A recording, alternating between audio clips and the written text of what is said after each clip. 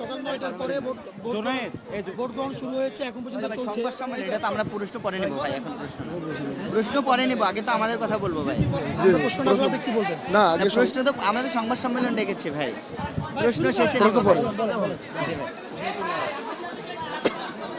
দেন এদিকে দেন। এটা পারবেন না, এটা আপনি না। শুরু করেন। জি, আউযু বিল্লাহি মিনাশ শাইতানির রাজিম, বিসমিল্লাহির রহমানির রহিম। সম্মানিত সাংবাদিক ভাইরা, আপনারা প্রচণ্ড শীতের মধ্যে সেই সকাল থেকে জগন্নাথ বিশ্ববিদ্যালয় শিক্ষার্থী সংসদ নির্বাচন কাভারেজ দেওয়ার জন্য এসেছেন। আপনাদের প্রতি আমরা কৃতজ্ঞতা জ্ঞাপন করছি। সম্মানিত ভাইরা, সকাল থেকে যখন নির্বাচন শুরু হয় তখন থেকে আমাদের এখানে সুন্দর একটি পরিবেশ ছিল, কিন্তু যখন শিক্ষার্থীরা প্রবেশ করতে শুরু করে তখন থেকে আমাদের ছাত্রদলের ভাইরা তারা ক্যাম্পাস মেইন গেটের সামনে ধাক্কাধাক্কি শুরু করে। ওখানে আমরা পরবর্তী পুলিশ প্রশাসনকে জানাই। পুলিশ প্রশাসন কিছুটা সহযোগিতা করলেও পরবর্তীতে তারা পুরোপুরি নিয়ন্ত্রণ করতে পারে না। এখানে তারা আমাদের যে ভাইরা স্লিপ দিচ্ছিলেন, একাধিক ভাই বোনদেরকে হেনস্থা করা, আমাদের নারী শিক্ষার্থীদেরকে হেনস্থা করা সহ ওখানে সন্ত্রাসী কর্মকাণ্ড করে যাচ্ছে। আমরা যখন ভোট দেই, ভোট দেওয়ার পরে আমরা বিভাগগুলোতে আমরা পরিদর্শনে যাই।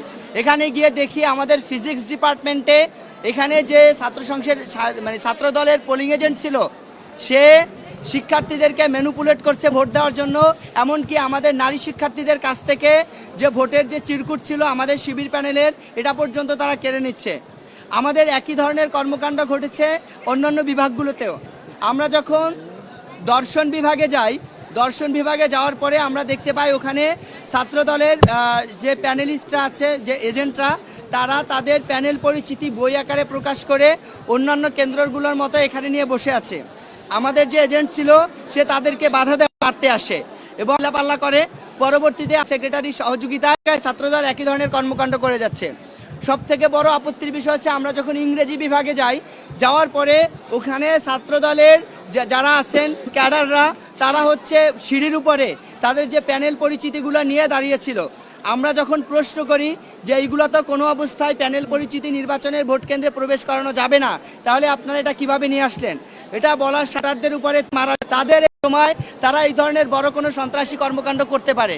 এবং বিভিন্ন মিডিয়ার মাধ্যমে আমরা জানতে পেরেছি এই যে আমাদের ক্যাম্পাসের আশেপাশের অঞ্চলগুলোতে তারা বিভিন্ন ক্যাডারদেরকে ঘাপটি মেরে রেখেছে, এর কাছে আসেনি। এখন ভাই ইনস্ট্যান্ট সমস্যা হচ্ছে, এখানে তো লিখিত অভিযোগ দিয়ে সমস্যা সমাধান করা পসিবল না, এটা আপনাকে ইনস্ট্যান্ট সমাধান করতে হবে।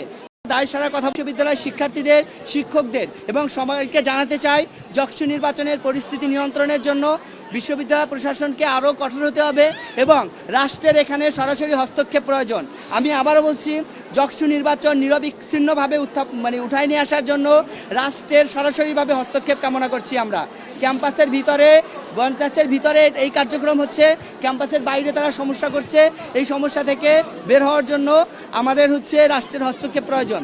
আমরা যদি একটু সংক্ষেপে বলি সমস্যাগুলো, 1 নম্বর হচ্ছে ভোট কেন্দ্রে তারা প্যানেল পরিচিতি নিয়ে যাচ্ছে। তাদের যে এজেন্টরা আছে তারা আমাদের শিক্ষার্থীদেরকে ম্যানিপুলেট করছে, আমাদের নারী শিক্ষার্থীদের কাছ থেকে টোকেনগুলো ছিনিয়ে নিচ্ছে এবং আমাদের গেটের সামনে তারা ব্যাপক পরিমাণে বিক্রি করছে। এই বিষয়গুলো আমরা জানানোর জন্য আপনাদেরকে ডেকেছিলাম। এখানে উপস্থিত হওয়ার জন্য আপনাদের সবাইকে ধন্যবাদ জানাই।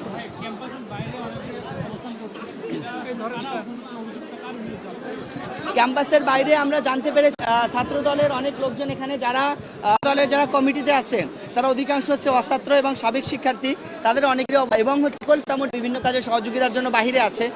তবে হচ্ছে বিশৃঙ্খলা যেটা হচ্ছে এটা গুরুত্বপূর্ণ।